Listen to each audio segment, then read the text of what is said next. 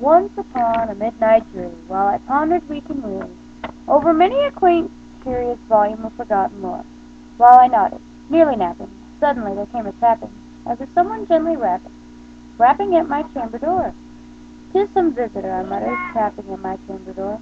Only this, nothing more. How distinctly I remember it was in the bleak December, and each separate dying ember wrought its ghost upon the floor. Eagerly I wished tomorrow, vainly I had sought to borrow from my books the cease of sorrow of the lost Lenore. For rare and radiant maiden, for whom the angels named Lenore, nameless here, forevermore. And the silken, sad, uncertain rustling of each purple curtain filled me with fantastic terrors never felt before, so that now, to the still beating of my heart, I stood repeating, "'Tis some visitor entreating entrance at my chamber door. Some late visitor entreating entrance at my chamber door.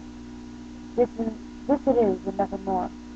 Presently my soul grew stronger, hesitating then no longer. "Sir," I said, "or madam, truly your forgiveness I implore, but the fact is I was napping, and so gently you came rapping, and so faintly you came tapping at my chamber door, that I scarce was sure I heard you.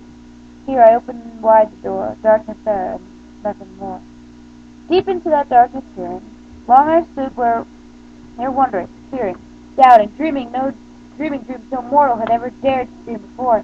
But silence was unbroken, and the darkness gave no token, and the only word there spoken was the whispered word, "Lenore." This I whispered, and echo murmured back the word, "Lenore." Merely this, and nothing more. Back into the chamber turning, all my soul within me burning. Soon again I heard a tapping, somewhat louder than before. "Surely," I said, "surely this is something at my window lattice. Let me see, then, what the rest is, and the mystery explore. Let my heart be still a moment, and this mystery explore. 'Tis the wind, and nothing more." Oh, but here I flung the shutter. Then, with namely a flirt and flutter, in there stepped the stately raven of saintly days of yore. Not the least of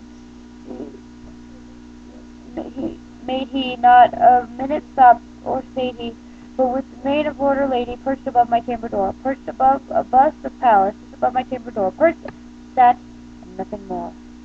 This ebony bird beleaguing my sad fancy into smiling, by the grave and stern decorum of the countenance it wore, "Though thy crest be shorn and shaven, thou," I said, "art sure no craven, though thy crest be shorn and shaven, ghastly, grim, and ancient raven, wandering from the nightly shore, tell me what lordly name is on the night's Baconian shore."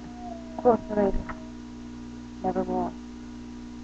But the raven, sitting lonely on the placid bust, spoke only that one word, as if his soul in that one word he did outpour.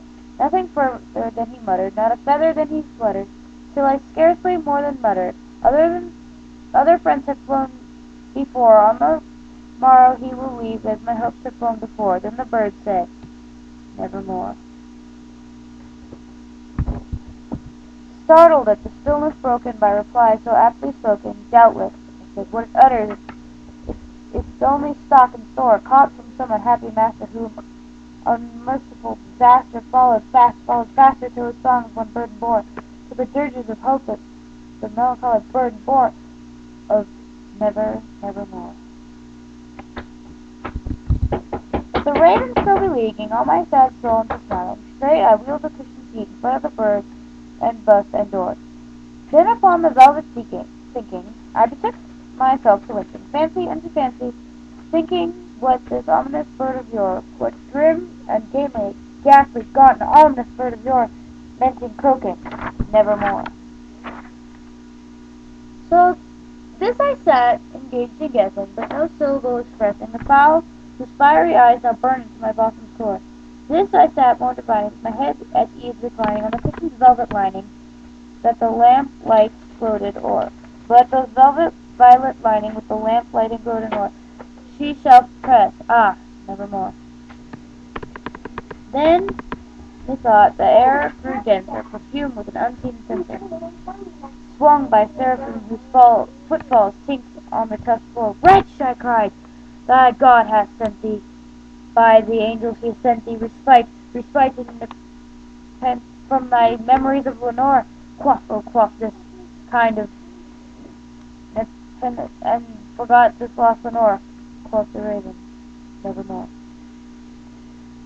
Prophet, I said, thing of evil, prophet still, bird or devil. Whether tempter sent or whether tempest tossed thee here ashore, desolate all undaunted on this desert land, enchanted on this home by horror haunted, tell me truly I implore, is there balm and Gilead? Tell me I implore. Nevermore. Prophet, I said, thing of evil, prophet still, if bird or devil, by the haven that bends above us, by that God that we adore, tell the soul with sorrow laden, if with the distant Aden it shall clasp a sainted maiden whom the angels name Lenore, clasp a rare and radiant maiden whom the angels name Lenore. Quoth the raven, nevermore. Be that word our sign of parting, bird or fiend, I shrieked upstarting. Get thee back into the tempest in the night Plutonian shore. Leave no black plume as a token of that lie thy soul has spoken. Leave my loneliness unbroken. Quit the bust above my door. Take thy beak from out my heart, and take thy form from off my door. Quoth the raven, nevermore. And the raven never flitting, still is sitting on the pallid bust of Pallas, just above my chamber door. And his eyes have all the seeming of a demon that is dreaming, and the lamp o'er him streaming throws his shadow on the floor, and my soul from out the window that lies floating on the floor shall be lifted nevermore.